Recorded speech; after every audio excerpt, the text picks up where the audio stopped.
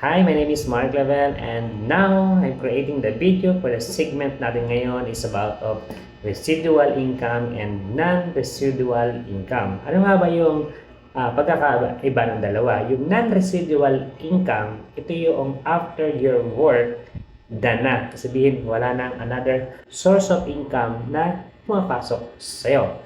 Ang residual income naman ay after your work, you're still earning. Okay, so umpisa natin sa non-residual income. Okay, example, nagtatrabaho ka, kumikita ka ng malaki, but kapag nagkasakit ka, dahil hindi ka na makapagtrabaho, ay wala na, stop na ang income. Nagbakasyon ka, okay, nag-leave ka sa trabaho mo, dahil hindi ka na pumapasok, done na rin yung income mo.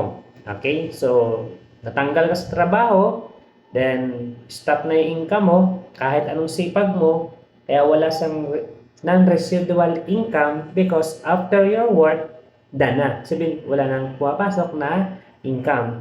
So, alam ko sa mga nakakapanood ng video na to, ay gusto mo yung nagtatrabaho ka ngayon, after your work, you're still earning kahit hindi ikaw nagtatrabaho o kahit wala ikaw binibigay na oras, effort, you still earning pa rin.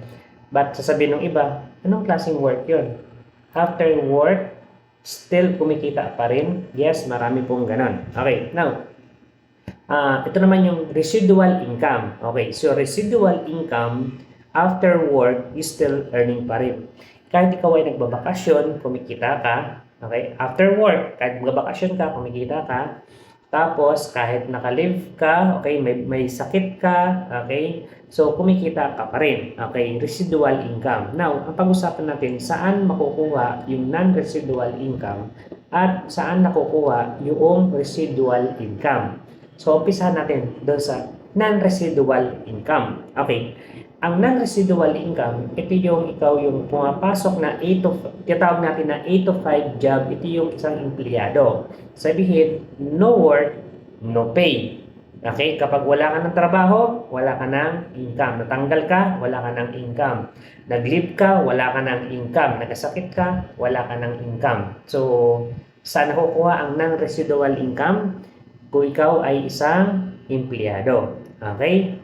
So now, saan naman nakukuha yung residual income after your work? Ibig sabihin, trabaho mo ngayon, okay, after ng ilang months o 1 year, 2 years, 3 years from now, natatrabaho mo na nagbe-benefits pa rin at ikaw ay kumikita pa rin na kahit halos wala kang nilalaan o kahit ikaw ay nagbabakasyon, okay, kumikita ka pa rin. So, yan po ay makukuha kung ikaw na pinaka-latest ngayon sa mga digital e-commerce, multi-level network marketing, okay? Kasi you have creating your own journey.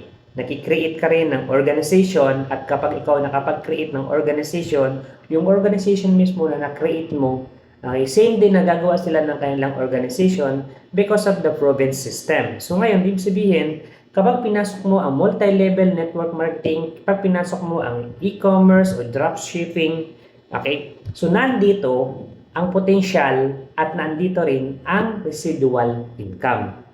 So ngayon, alam mo na ngayon kung saan nakukuha ang residual income. Ang non-residual income ay nasa isang employee. It's not bad. But ang non-residual income ay nasa pagiging isang empleyado. Okay? But kung gusto mo yung residual income after your work, okay, ginawa mo yung best mo, okay, tapos nakapag-create ka ng organization, nakapag-create ka ng grupo, ngayon, after your work, you're still earning kahit ikaw ay nagbabakasyon, okay, may sakit ka, okay, so nag-i-enjoy together with your family, you're still earning, nasa multi-level network marketing, nasa mga digital e-commerce, or dropshipping.